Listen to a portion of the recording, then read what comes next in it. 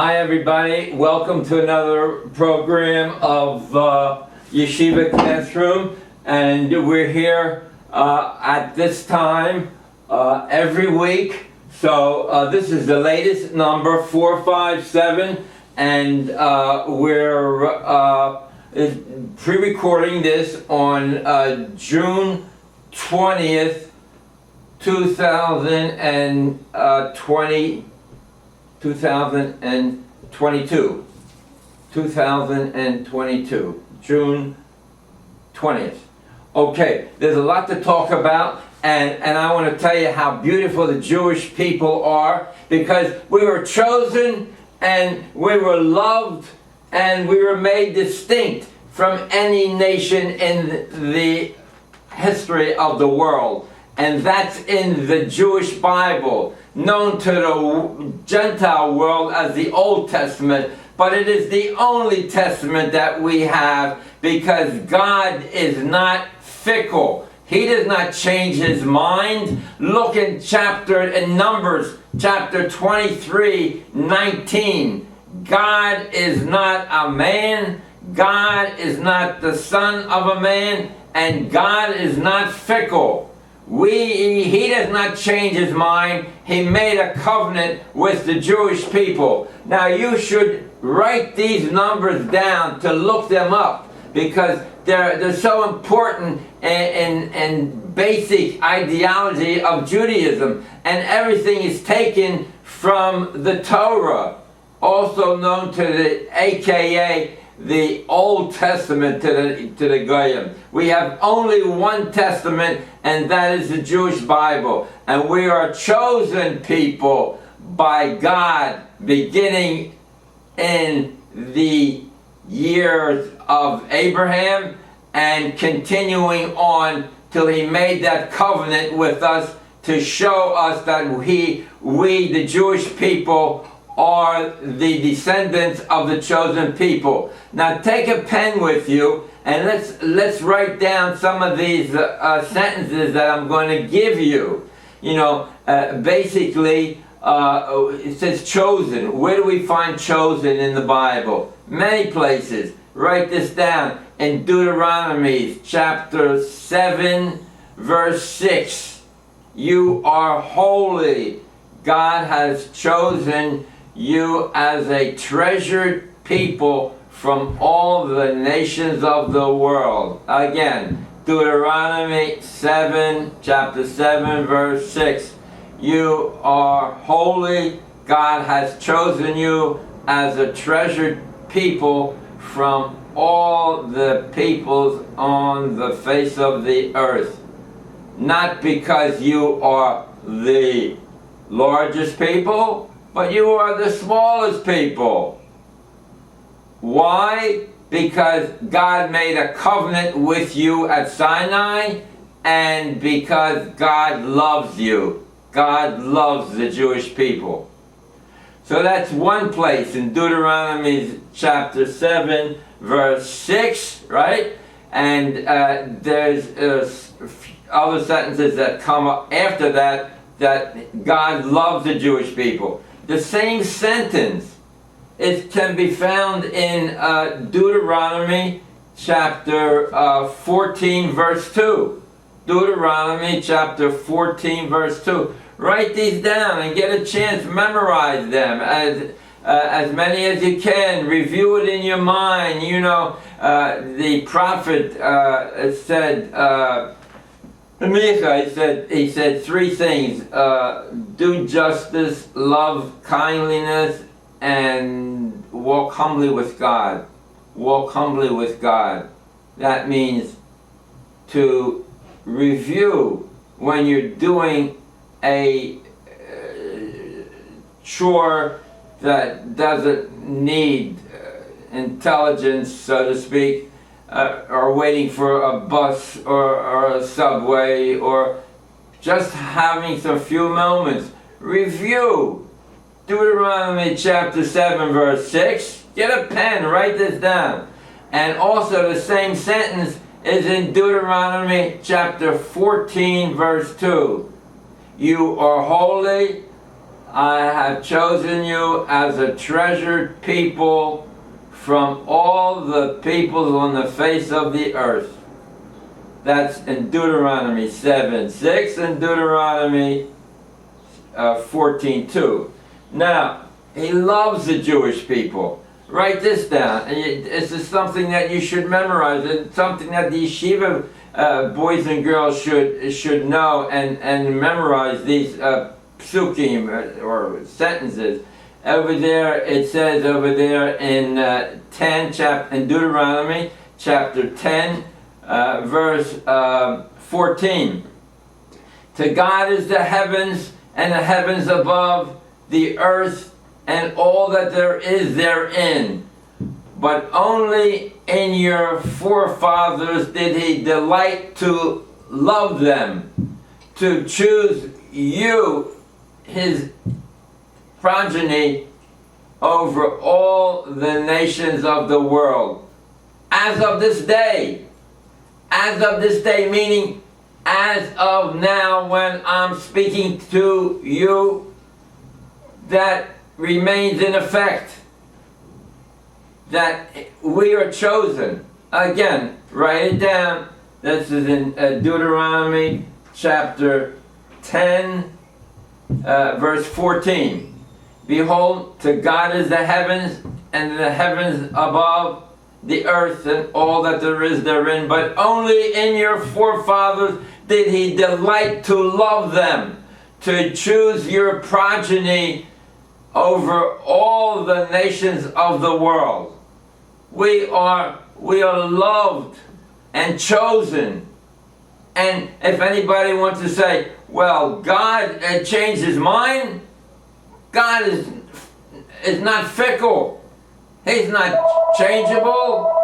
He is one entity that is always true to his word. And again, Numbers 23:19, God is not a man, God is not the son of a man, and God is not fickle. All that in 23:19. So that we have chosen, he loves us. Deuteronomy 20, chapter 23, verse 6, he loves us. And chosen throughout the Bible. And you say, well, and God changes his mind? No way. Look at Leviticus chapter 26, Leviticus chapter 26, verse 44. Right? 26 verse 44 over in Leviticus, it says over there that in spite of being revolted by them, I will not annul my covenant with them. In spite of being revolted by them, I will never annul my covenant with the Jewish people. That covenant's in effect. We're special. We're chosen. And where else did I say over there? Over there in Exodus, the uniqueness, especially of the Jewish people. Again, write this down. Chapter 20. Chapter 33, chapter 33, verse 17. And this is after the subject matter of the golden calf. That's a whole story in itself. But chapter 33, 17, God has not taken the original stance of destroying the Jewish people and having a people through Moses. But he says that I will always be with the Jewish people. And he says over there that Moses, prior to that sentence, says, well, you say that we're unique, but how come you send an angel in front of us and not your personal? And God says, I will send my personal angel or myself in front of you. And then Moses asked him, God, we want to be distinct above all your people, because maybe sometimes some other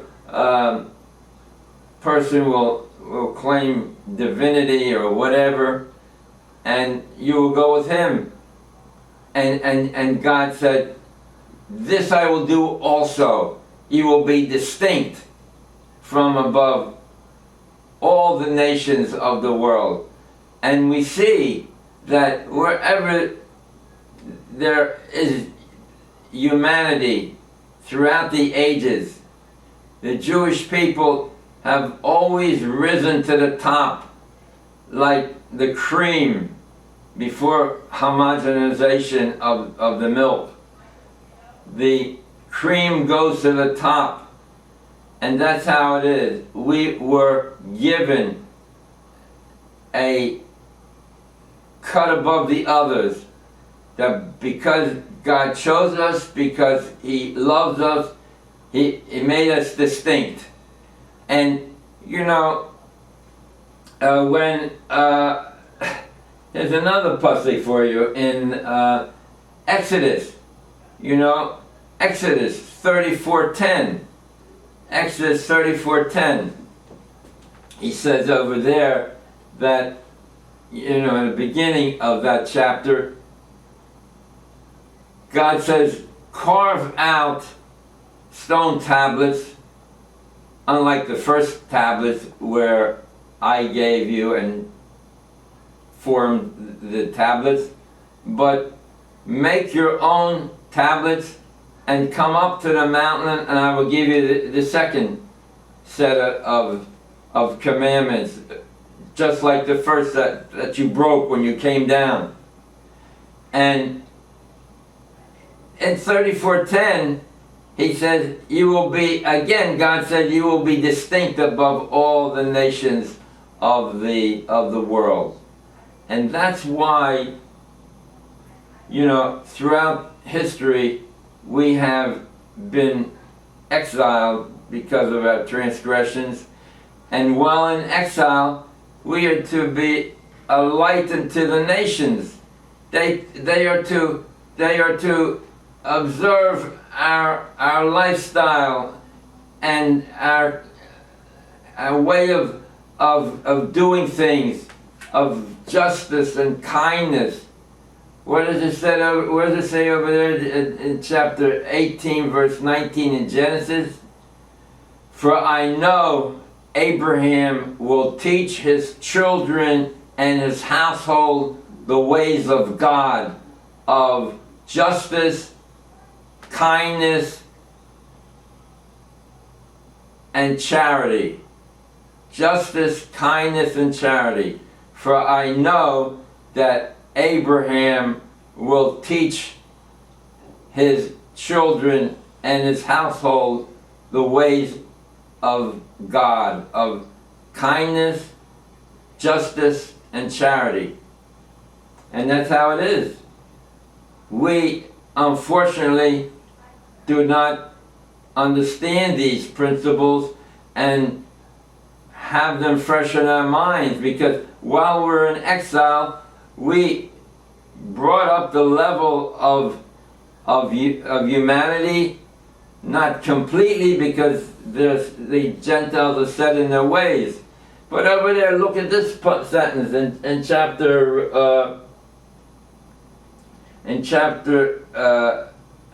what was I going to say?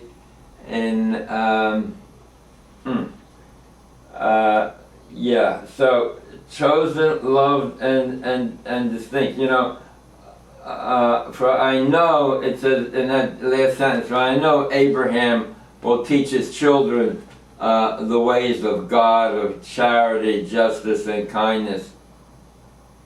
But we ask, well, how does how does God know that the Jewish people are going to choose kindness and charity and justice? How does God know that if man has free will? That begs the question.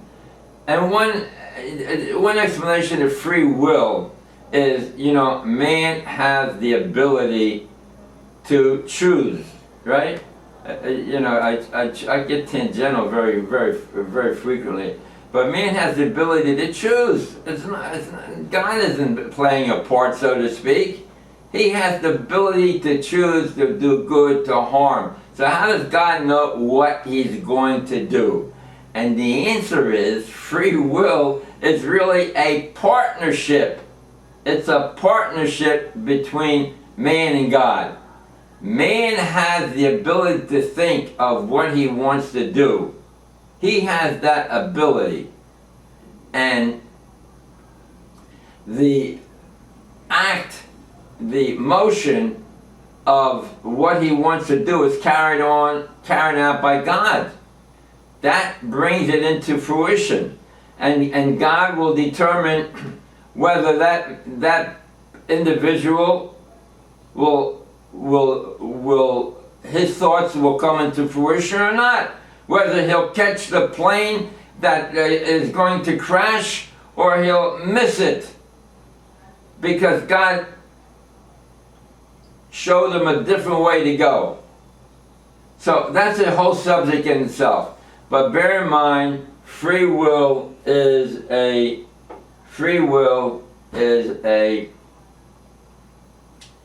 partnership between man and God.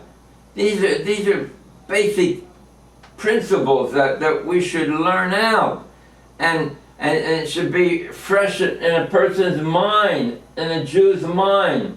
And you say, well, look at anti-Semitism. Well, I wanted to bring up this other pasuk. He said, the Gentiles will look at us in Deuteronomy Chapter 4, verse 5. The Gentiles will look at us and they'll say, their eyes will see the Jewish people observing the commandments, and they will hear them, and they will say, it is their wisdom and understanding in the eyes of the Gentile, how fair and beautiful are the life of the Jewish people, how fair and beautiful, how wise and understanding these people are.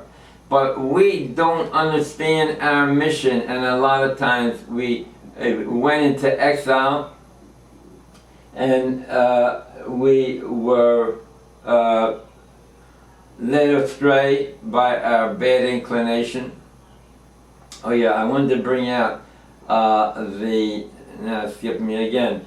I wanted to bring out, what was I going to say? Anti-Semitism. Anti-Semitism. They spend millions of dollars and set up chairs in universities and compact laws of how you're going to be.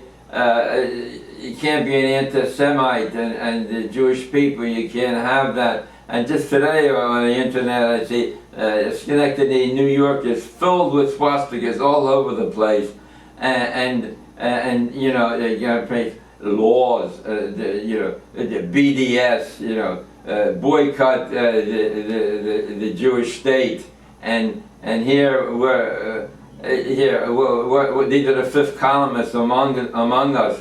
They don't understand that this you think that they would be anti-German with all the relatives of our living people who lost their sons and daughters in World War II through German killings and what have you. But then nobody anti-German. No, nobody's anti-Volkswagen, anti-BMW. They buy the German cars, they buy the German goods, they never say a bad word.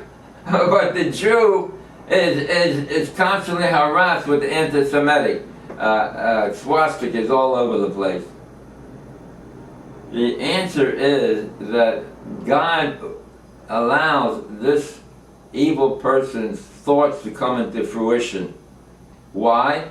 Because he wants to get these Jewish people to become aware of the fact that they are Jews and they have a special covenant, and they will come closer, and hopefully they will bring knowledge to the Jewish people, and understand that their purpose in life is to make the world a better place through learning and observing the Torah. What does it say over there in in Exodus chapter 24, verse 7? He said, God said before he went up to the mountain to get the Ten Commandments and the Torah, God said, ascend to Moses. God said to Moses, ascend the mountain,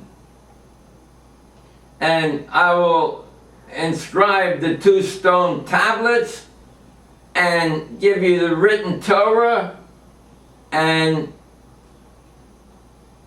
teach you the commandments, the Talmud. And you will be there 40 days and 40 nights.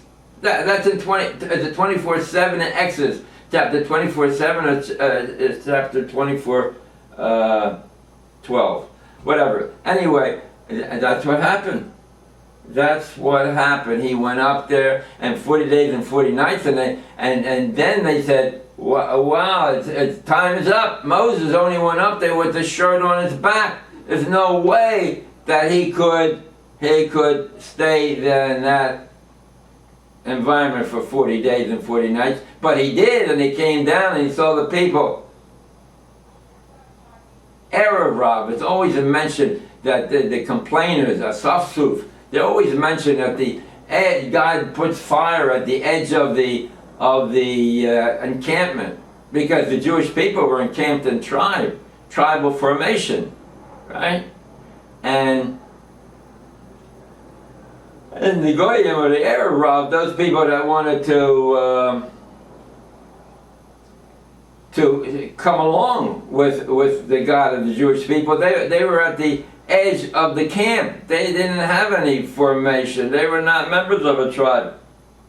And that's what the Asafsuf were, the complainers. And that's how the cravers, they craving for all kind of varieties of food, all kind of varieties of foods, not happy with the manna. Okay, look, we get tangential and tangential and tangential. But look, basically, this is a hatchet, right? And what happened over there last week, in the first week of June 2022, that a roach, an Arab roach, came out of his car, given a ride by a Jew, and he took the hatchet and killed 3 fathers before he ran away. And what animal has the gall to shooting is one thing, but to take a hatchet and knock and split his skull with 3 fathers, made orphan. What kind of a person is that? And what does he do? He runs a few blocks. They catch him and they put him in jail. And right away, the Palestinian Authority says that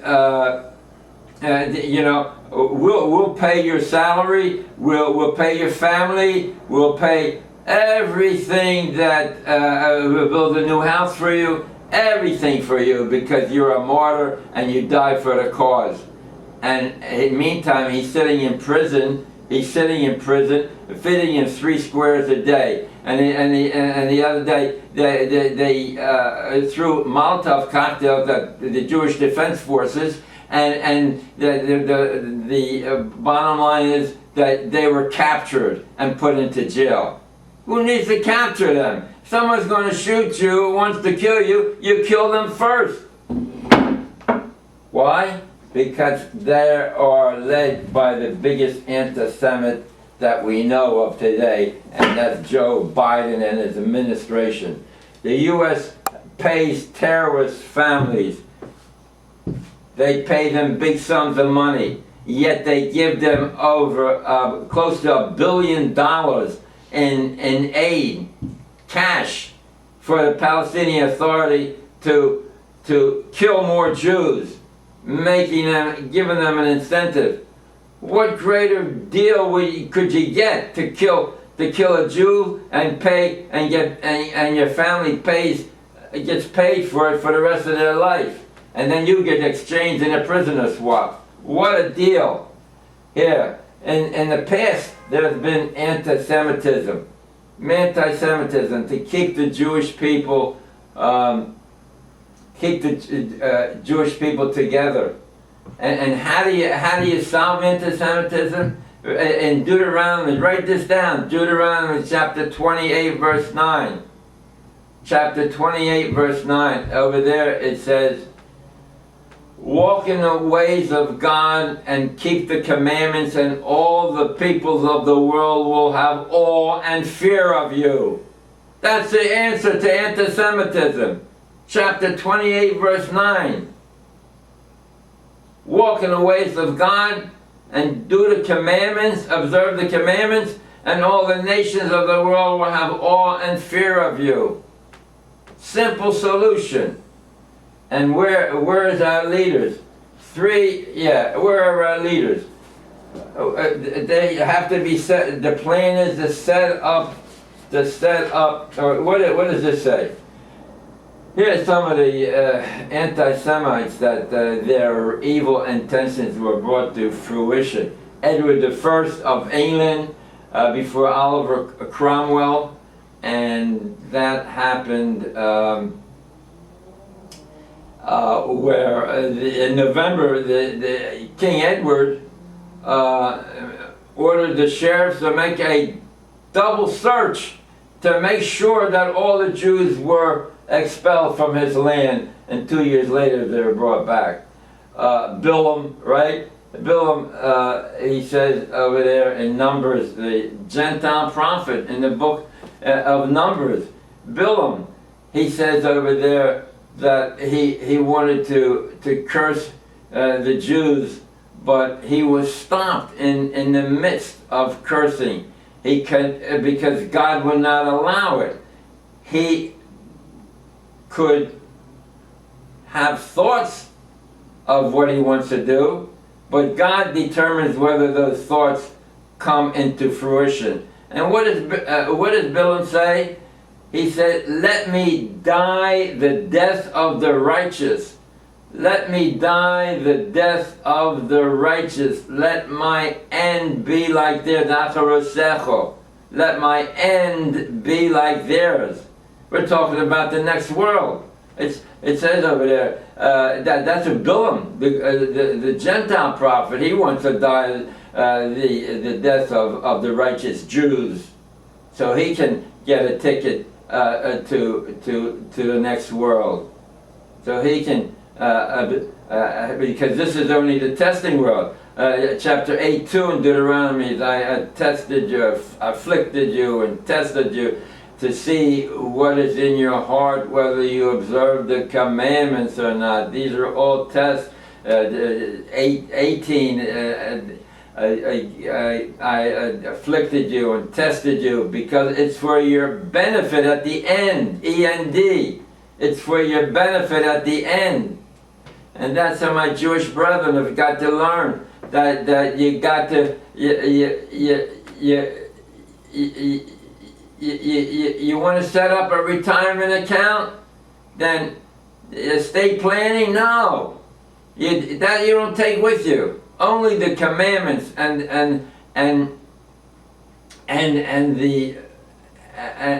the teachings of the Torah, divinely given Torah to the Jewish people. And you say, well, that's a great plan. It's a great idea, you know. But who has I can't memorize all what I'm saying to you. Look, I'm gonna say, look, we have a travel. I want to go on radio stations. If you want to help me in achieving this goal, telling you exactly what I was saying now, you can call or leave a message at 516-295-4233. 295-4233. The best way I can always get in touch with you. That's Edward the First, Bilam, the Gentile prophet, FDR, Franklin Delano Roosevelt. He knew what was going on in Europe. He knew that they were killing mass murderers, and this material is classified. World War II material classified of what the United States knew about the killings, the mass killings of the Jewish people. But he never brought it to the fore. He said, we have to put everything into the war effort. We can't divert a plane to drop a bomb on the concentration camps, the killing camps. But he could send over a team of Clydesdale horses to rescue paintings and all other kinds of tangential things he did. But to save Jewish lives, no one cares about them.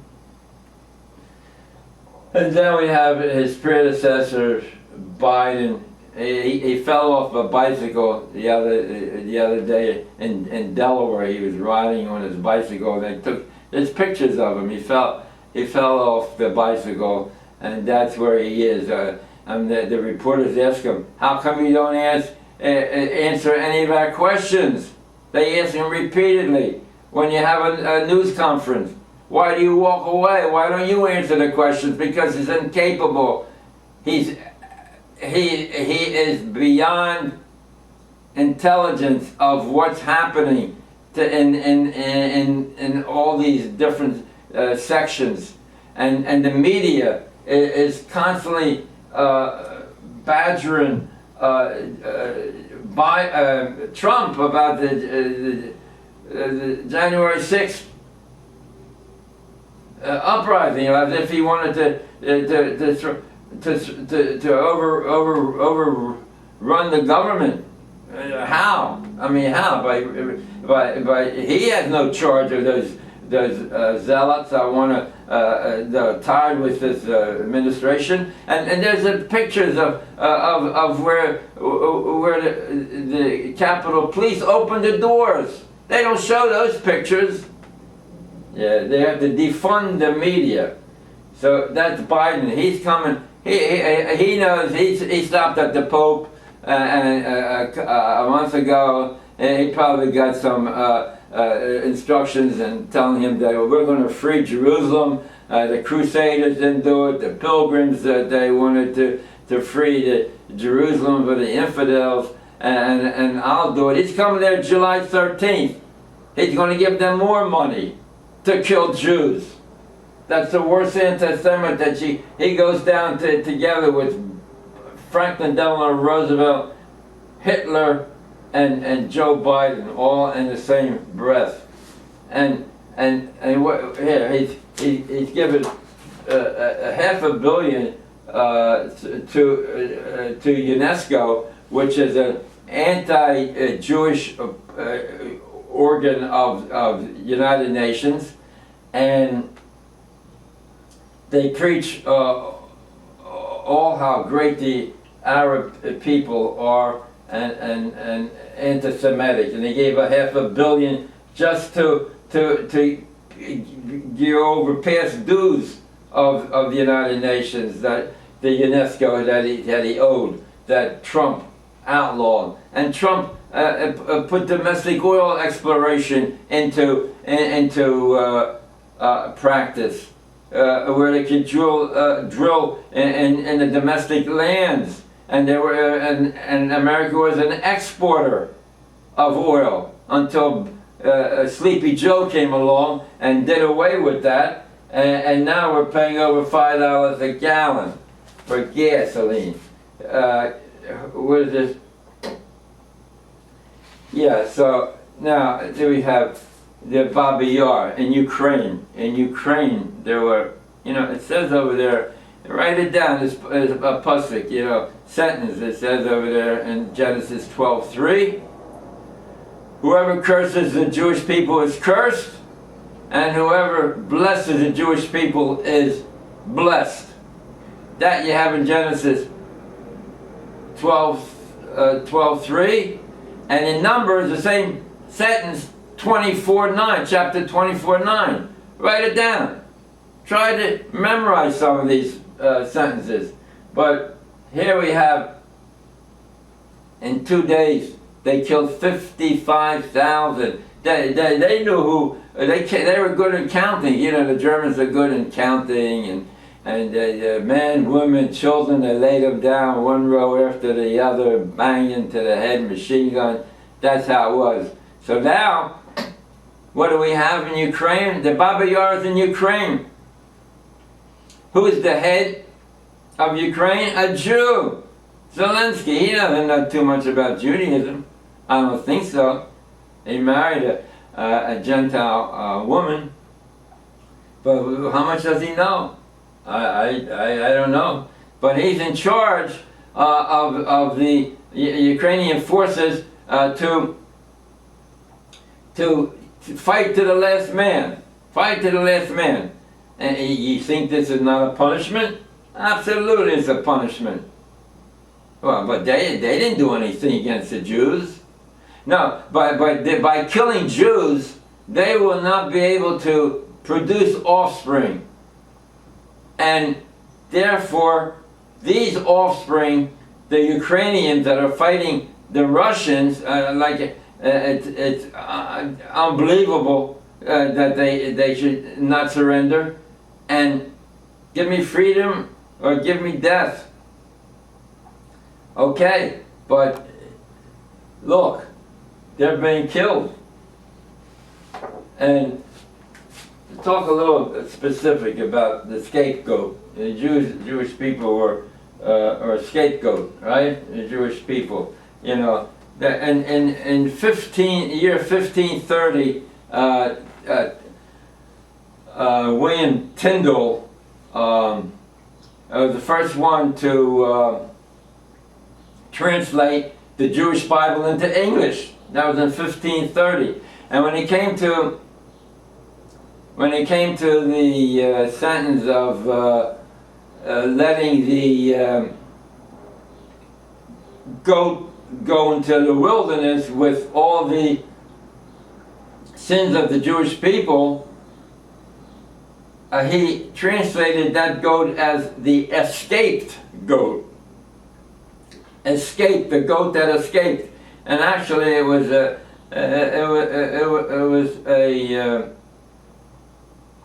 so to speak, a tale where all the sins of the Jewish people in Yom Kippur would be would go into exile.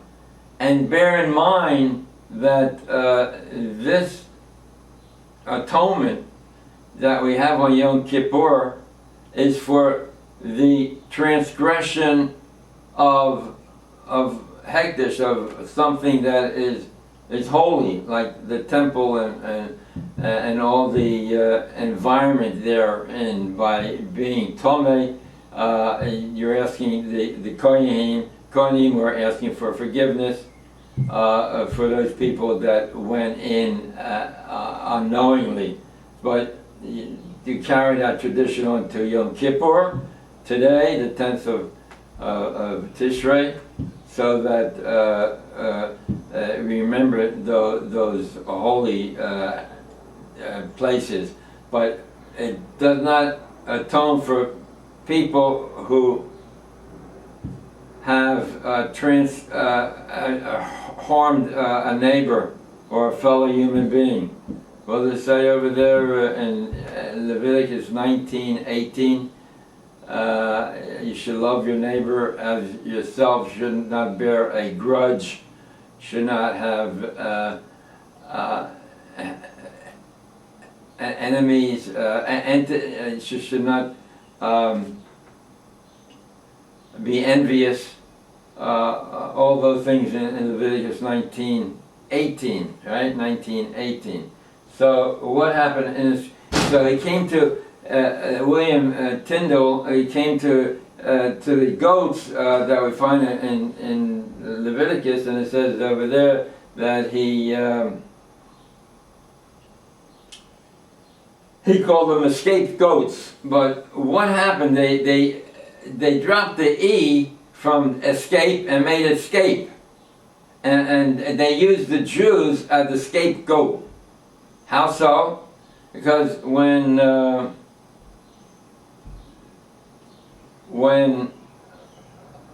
for instance, like it brings in history where the Jews were a minority in a city, and they were being attacked by a foreign force, and it was a stalemate. The foreign force couldn't enter, and the defenders couldn't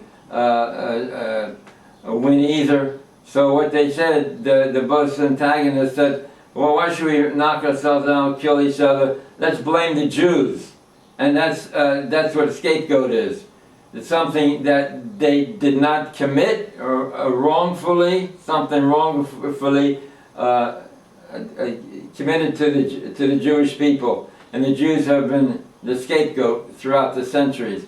That's because we have not, during World War II, who is going to kill 6 million Jews, set up factories when they got all kinds of things, priority matters to do, and they say, well, it's important to kill Jews, but God said He wanted to He saw that all these isms, the communism, the socialism, the Bundism, all these anti-religious organizations are coming to the fore.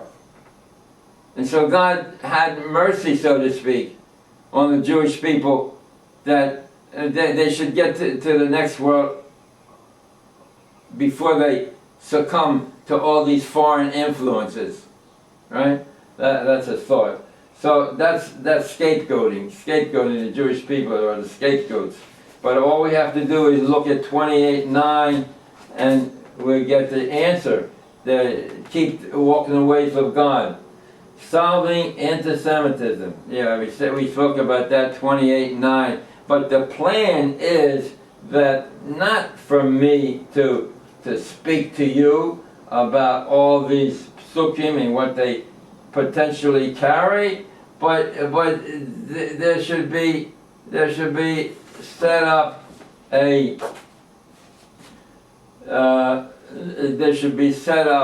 say on Sunday afternoons where like from 11 a.m. to 1, where people can come and read the books that I have studied and learned out of, and come up with the same conclusions.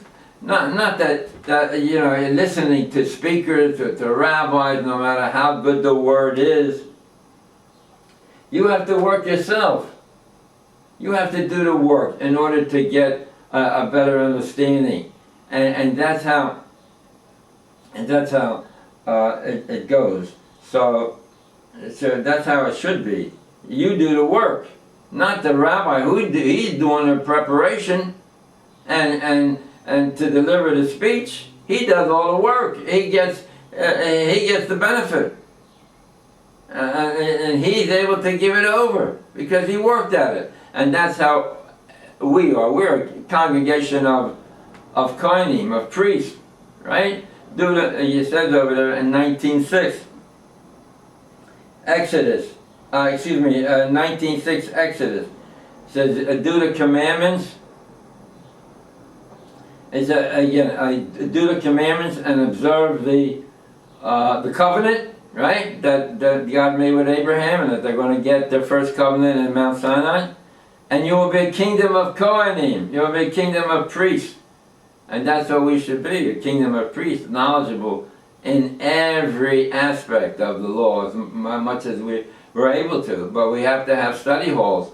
And the youngsters, you know, my son is doing, he's a dentist, and he does implants, but he has time for his people also. It should be full time, but he does a lot of work, and he puts a lot of effort, and he gets a lot of things done. But right now he's in contact. His group is in contact with one of the colleges to offer high school seniors credits towards college, and it'll come out in January of this coming year. Now it's June and January of 2023, where high school kids from around the world can earn credits by taking these courses in Zoom, taking these credits in Zoom,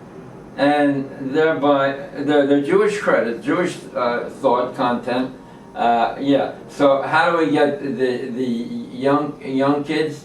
You have to motivate them, and yeshiva, the people daydream, whatever. I mean, pews celebrate 3 out of 4 go away from something's wrong somewhere, and I think that the answer is we have to have more emphasis on individual learning and giving over what they learn.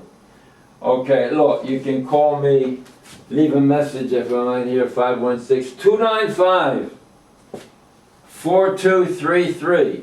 Call me, leave a message. We want to help. We want to go onto radio stations around the country and show the beauty of Judaism. Show the beauty of Judaism. Now, what is the next one? It says, uh-oh, Talmud time, right? Talmud time. We got to learn the Talmud now. The Talmud is part of the Bible, right? We have the 24 written books. We have that includes the Torah, and we have the commandments which we learn from Talmud, and this everyone should get. You could do it yourself. It's at 7 telephone. Write it down. 718-921-9000. 718-921-9000. artscrolls.com, and everything's in English. Everything's in English and Aramaic. So let's learn Talmud. The first page. Talmud is divided into Mishnah and Gemara. Makes up the Talmud. Here it is. I'm going to say it in Hebrew and English. Same words over and over again. From when to when do we learn? From when to when do we read the Shema Yisrael of the evening? From when to when? What are the time parameters to say the Shema Yisrael prayer? Well, every Jew should say this in evening and morning. Shema Yisrael, Hashem Elokeinu, Hashem Echad. Hear, O Israel, the Lord is God. God is one. Hashem is God. We don't know His name. We don't know the names that He gives. Hashem. So that everything's in English. You got to read the footnotes. Read the footnotes. Talmud time. From when to when do we read the Shema Yisrael prayer of the evening? So the answer is from the time that the Kohanim enter to eat their truma. Well, I asked you a simple question. Give me the time frame. And the answer is from the time that the Kohanim enter to eat their truma. Truma is, or the Gemara says, how come this doesn't answer the question? It does in a way, because we're teaching you things by the way, agav orcha, right? Teaching you things by the way. Agav orcha. You learn about truma from the time the Kohanim enter to eat their truma.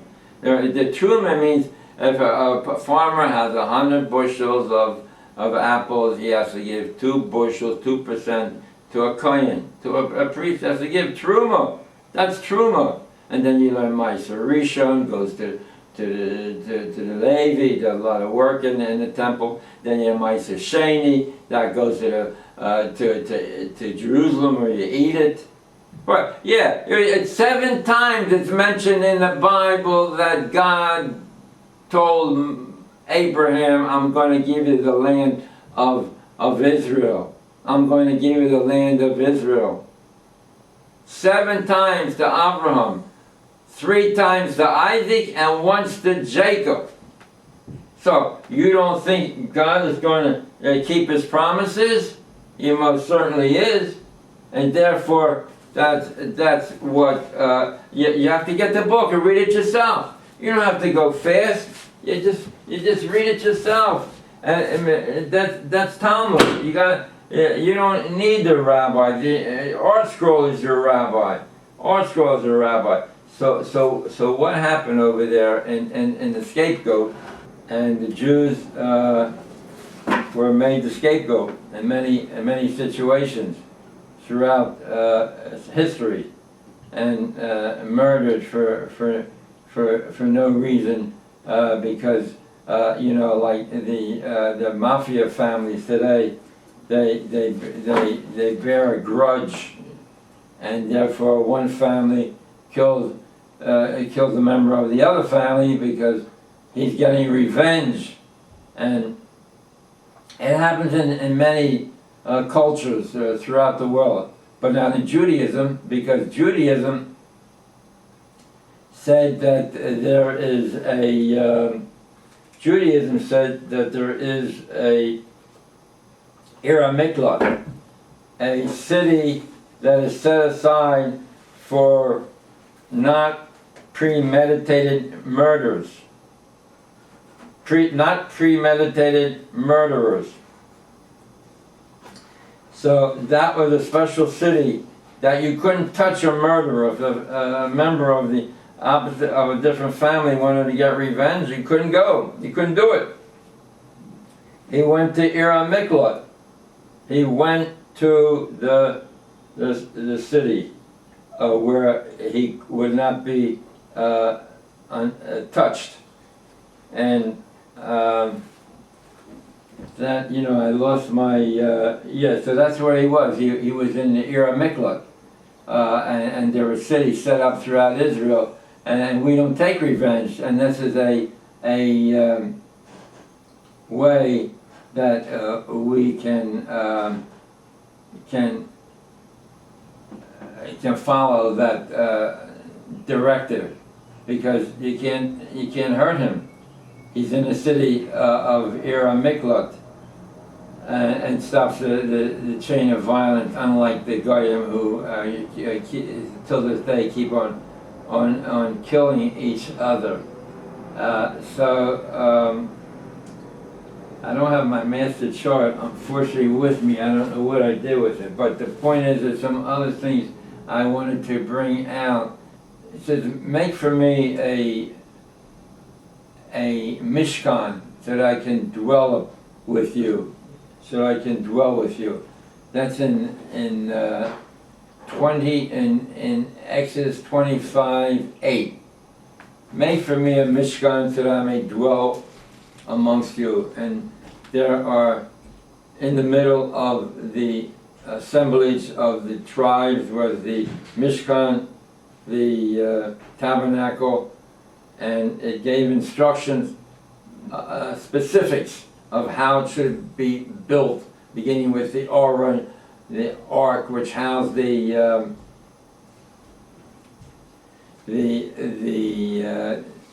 10 Commandments and stone tablets, the only physical object that was ever given to man. The only physical object that was ever given to man.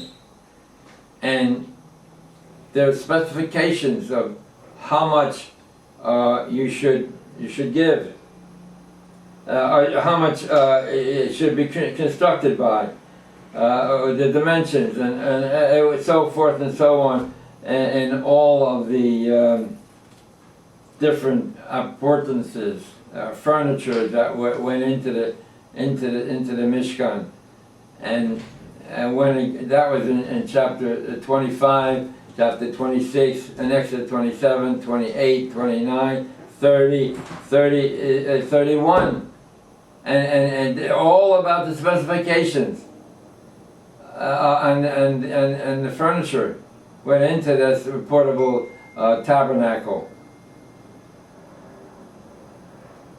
And when I got to 31, the construction specifications were stopped, because it said, remember 31:13, Shabbos is a sign between me and the Jewish people that you should not, that Hashem is God. It's a sign. The Shabbos is a sign between me, God, and the Jewish people, that the Sabbath, that Hashem is God. That Hashem is God. 31:13 and 31:17. It's a sign. Shabbos is a sign between me and the Jewish people, that you should work on 6 days, and on the seventh day you should cease and be refreshed. And then that breaks up the most holy Aron that was being under construction, because Shabbos trumps everything. The keeping of the Shabbos, it's a sign, and the other signs are the tefillin and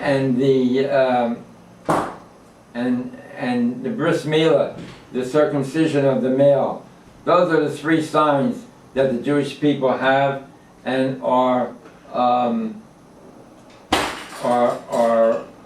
directed to observe.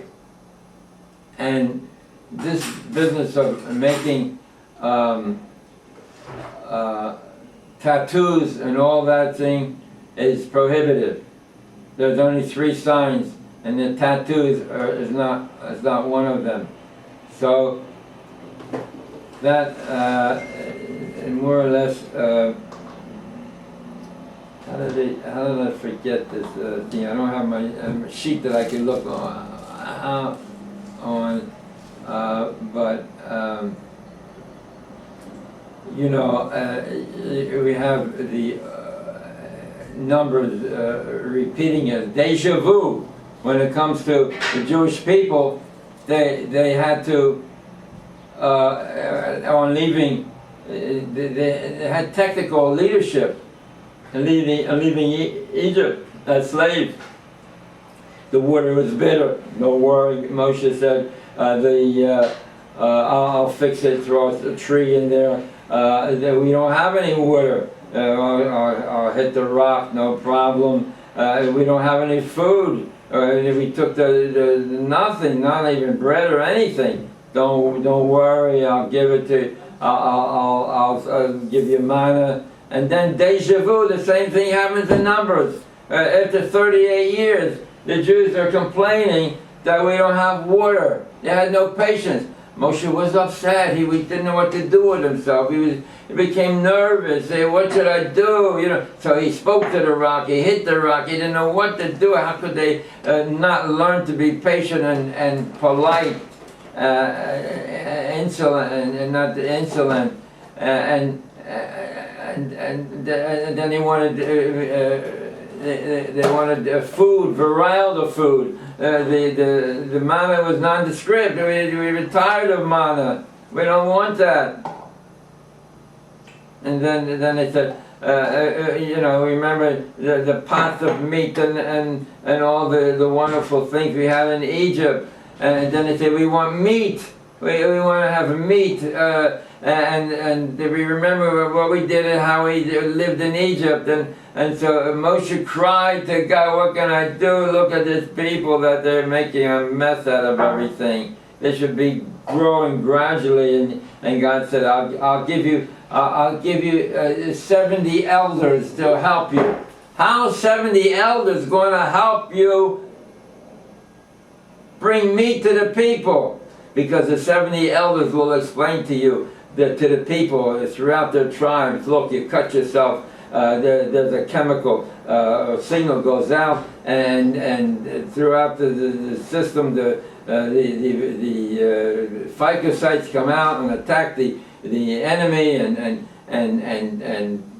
win over. They call it construction cells. They build it over again. I mean, he didn't explain it in a scientific time, but he gave the elders gave them chizuk, to the people chizuk, and that's to keep the fires burning. Look, call me at 295-4233. Leave a message. All the best. Thank you. Have a good day. God bless.